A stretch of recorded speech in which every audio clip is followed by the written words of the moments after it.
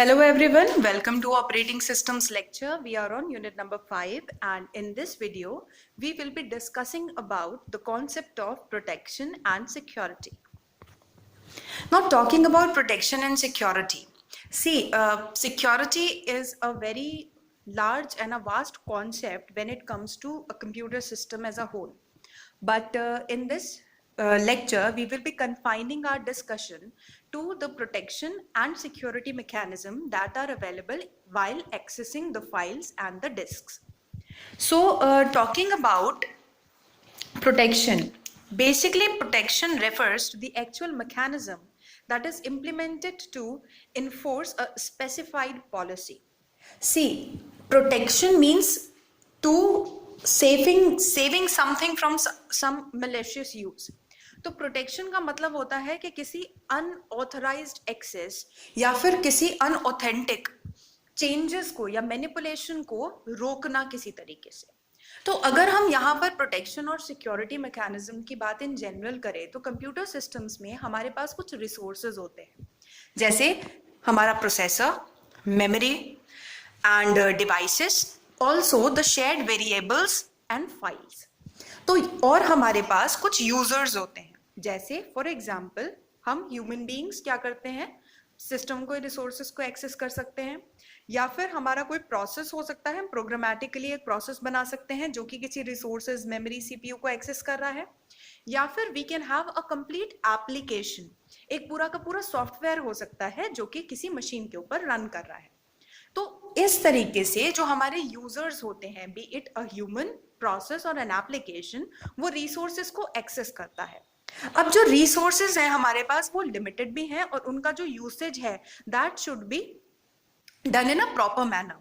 तो यहाँ पर प्रोटेक्शन और सिक्योरिटी ये चीज ऑथेंटिकेट करती है कि कोई भी अनऑथराइज्ड पर्सन, एप्लीकेशन या फिर प्रोसेस हमारे रिसोर्सेज को यूज ना कर सके, वही यूज कर सके जिसकी उसको अथॉरिटी प्रोवाइडेड है.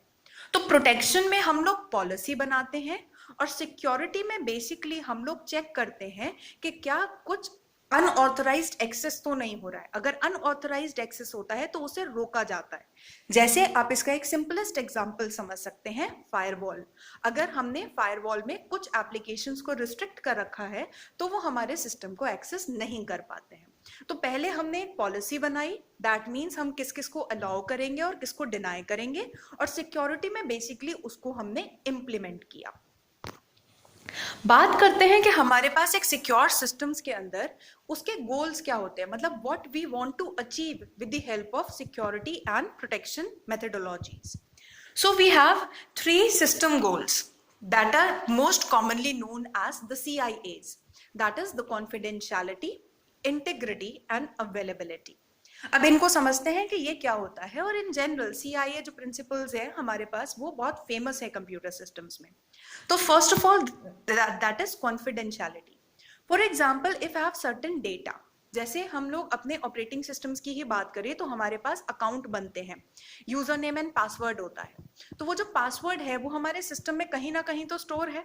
अगर सपोज कोई यूजर लॉग इन हो जाए तो क्या वो पासवर्ड उसको विजिबल होना चाहिए? सिर्फ ऑथेंटिक यूजर को होना चाहिए और किसी को पासवर्ड का एक्सेस नहीं होना चाहिए. या फिर हमारे पास जो एडमिनिस्ट्रेटिव अकाउंट होता है या जो रूट अकाउंट होता है उसकी जो इंफॉर्मेशन है that is secret, that means confidentiality. तो जो डेटा जिसको यूज करने की अथॉरिटी है सिर्फ वही उस डेटा को यूज कर सकता है, that is that the secret data must always remain secret. The third thing is the second point is integrity. अब इंटीग्रिटी का मतलब क्या है? डेटा शुड बी इंटीग्रल, मतलब डेटा के अंदर कोई भी मलेशियस चेंज नहीं होना चाहिए. Unauthorized users should not be able to modify the data. अगर कोई भी अनऑथराइज्ड यूजर आकर डेटा को मॉडिफाई कर देता है तो वो डेटा हमारे लिए यूजलेस है. तो सिर्फ वही यूजर्स जिसको हम लोगों ने प्रैक्टिकली अथॉरिटी दे रखी है किसी भी डेटा को मैनिपुलेट करने के लिए, सिर्फ वही उस डेटा को मैनिपुलेट करे. तो that is integrity. That means the data और the file should be integral. And the last is availability. Availability means कोई भी चीज अवेलेबल होना.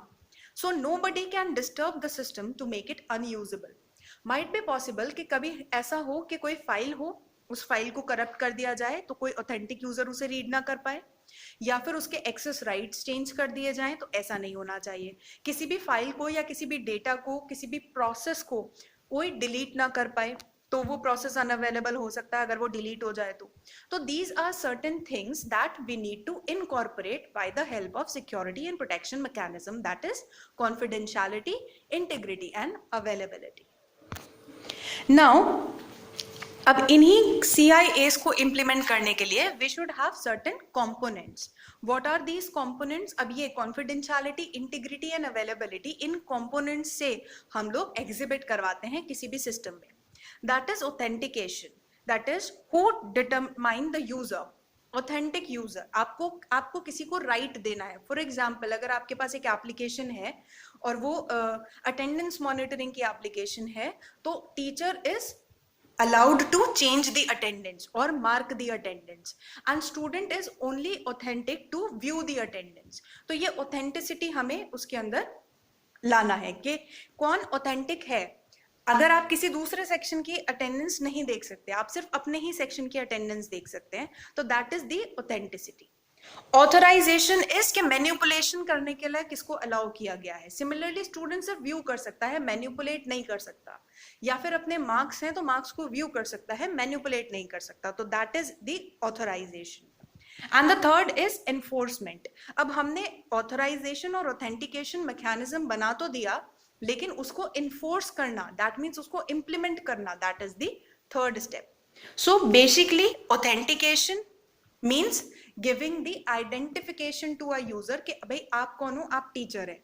दूसरा क्या है भाई, it is a student, role assign करना। एंड ऑथराइजेशन इज उनको राइट्स प्रोवाइड कराना कि कौन रीड कर सकता है, कौन राइट कर सकता है, कौन अपडेट कर सकता है। And enforcement is the basic implementation. Now coming to our discussion of the topic, that is file. हम लोग फाइल मैनेजमेंट पढ़ रहे हैं, तो फाइल में प्रोटेक्शन हम लोग किस तरीके से एग्जिबिट कर सकते हैं, यहाँ पर हमें वो देखना है। तो हम लोगों ने देखा था कि हमारे पास फाइल्स और डायरेक्टरीज पे कुछ ऑपरेशंस परफॉर्म हो सकते हैं, जैसे reading, writing, execution, append, delete और लिस्ट। लिस्ट मीन्स कंटेंट को प्रिंट कराना एक तरीके से स्क्रीन पे, that is listing the content. तो यहाँ पर हमारे पास जितने ऑपरेशंस होते हैं उतने ही राइट्स होते हैं। मीन्स एक फाइल के ऊपर आप ये सारे ऑपरेशंस परफॉर्म कर सकते हैं। तो जो आपका ऑथेंटिक यूजर होगा, आप उन्हें इतने ही एक्सेस राइट्स दे सकते हैं। फॉर एग्जाम्पल, एक यूजर ए है, उसको रीड एक्सेस है तो वो फाइल को सिर्फ रीड कर सकता है। यूजर बी है, उसको राइट एक्सेस है तो वो फाइल को मैनिपुलेट कर सकता है, राइट। अपेंड का किसी को पास वो है तो वो फाइल को ओवरराइट नहीं कर सकता, डेटा ऐड कर सकता है, राइट। डिलीट मीन्स ऑब्वियसली जो एडमिनिस्ट्रेटर होगा उसको डिलीट करने का भी राइट हम लोग प्रोवाइड कराएंगे। और लिस्टिंग मीन्स कि आप कंटेंट को लिस्ट कर चेक कर सकते हैं, दैट्स इट। सो जितने ऑपरेशंस उतने ही एक्सेस राइट्स आप किसी भी यूजर को प्रोवाइड करा सकते हैं। And remember, user is either a process, a list, sorry a process, a human being और एन एप्लीकेशन। नाउ जो नेक्स्ट टॉपिक आप लोगों को पढ़ना है, and it is also very important as far as the university examination is concerned, आपसे short note पूछा जाता है ऑन एक्सेस कंट्रोल मैट्रिक्स। अब ये एक्सेस कंट्रोल मैट्रिक्स क्या होता है? एक मैपिंग, दैट मीन्स एक टेबल बनाई जाती है। Matrix is nothing but a 2-dimensional table जिसमें रोज और कॉलम्स होते हैं। तो यहाँ पर हम लोग क्या करते हैं, यहाँ पर आप अपने सारे रिसोर्सेस को मेंशन करते हैं, कॉरेस्पॉन्डिंग यूजर्स को मेंशन करते हैं, और उनके मैपिंग में आप क्या करते हैं, राइट्स लिखते हैं, that is access right. For example, आपका यूजर ए है और आपके पास एक फाइल है, तो उस फाइल को उसको रीड करने का परमिशन है। यूजर ए फाइल बी, उसको राइट करने का परमिशन है। तो ये सारा डेटा जिस मैट्रिक्स में स्टोर होता है, that is the access control matrix. अगर इसको डिटेल में पढ़ने की कोशिश करें तो इसके अंदर रोज और कॉलम्स होते हैं। जो रोज होते हैं उसमें हम लोग डोमेन्स स्पेसिफाई करते हैं, जो कि आपकी एप्लीकेशन, प्रोसेस या यूजर हो सकता है। कॉलम हो सकते हैं जिसके अंदर आप अपने रिसोर्सेज मेंशन करते हैं। और मैट्रिक्स की जो एंट्री होती है वो आपके राइट्स होते हैं, जैसे मैंने अभी समझाया। तो एक एंट्री है IJ, तो वो बताएगा कि एक प्रोसेस या फिर एक यूजर उस फाइल के ऊपर कौन कौन से ऑपरेशंस परफॉर्म कर सकता है। अगर वो उसके अलावा जो मेंशन्ड है उससे अलग हटके कोई ऑपरेशन परफॉर्म करता है तो एक एक्सेप्शन यानी कि एक एरर जनरेट होती है कि आप ऑथराइज नहीं है ये काम करने के लिए। And it must be ensured that the process executing in that domain access only those resources which are specified in the row. तो let us see this with the help of an example. अब यहाँ पर हमारे पास दो roles हैं, that is role 1 and role 2. अब इसको आप समझ सकते हैं कि सपोज रोल 1 एक टीचर का रोल है और रोल 2 जो है वो एक स्टूडेंट का रोल है। तो सपोज हमने एक एप्लीकेशन बनाई है और एक एप्लीकेशन में एक्सेस कुछ टीचर्स को दिया है रिसोर्सेज का, कुछ स्टूडेंट्स को दिया है, या फिर आप एम्प्लॉय भी मान सकते हैं, एक मैनेजर है और एक उसका टीममेट है, इस तरीके से।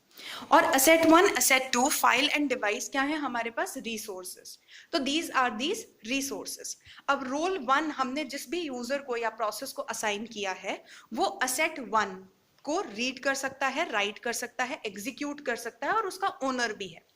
लेकिन वो असेट 2 को सिर्फ एग्जीक्यूट कर सकता है, उसमें राइटिंग परफॉर्म नहीं कर सकता। सिमिलरली रोल 1 क्या कर सकता है? फाइल को रीड कर सकता है सिर्फ, उसमें अंदर राइटिंग नहीं कर सकता, फाइल को डिलीट नहीं कर सकता, और उस डिवाइस पे वो राइटिंग परफॉर्म कर सकता है। सिमिलरली अगर हम रोल 2 की बात करते हैं तो वो असेट 1 को सिर्फ रीड कर सकता है, असेट 2 के ऊपर बहुत सारे ऑपरेशंस परफॉर्म कर सकता है, और रोल 2 जिस भी एप्लीकेशन या यूजर को दिया गया है वो फाइल और डिवाइस को एक्सेस ही नहीं कर सकता है। तो अगर रोल 2 फाइल या डिवाइस को एक्सेस करने की कोशिश करता है तो एक एरर जनरेट होगी। तो बेसिकली ये क्या है? ये एक्सेस मैट्रिक्स एक तरीके से रिकॉर्ड है या फिर एक आपके पास टेम्पलेट है जिसमें आपको पता है कि जो भी एंटिटीज हैं आपके सिस्टम में काम कर रहे हैं और जो फाइल्स और रिसोर्सेज को एक्सेस कर रहे हैं उनको किस चीज की अथॉरिटी है और किस चीज की नहीं। तो बेसिकली इस पे शॉर्ट नोट लिखने के लिए आता है कि एक्सेस मैट्रिक्स क्या होता है, आप उसे एक्सप्लेन करें। आई थिंक ये टॉपिक सिक्योरिटी और प्रोटेक्शन का आप लोगों को क्लियर होगा। अगर आपको कोई भी डाउट हो तो feel free to ask your queries. Thank you.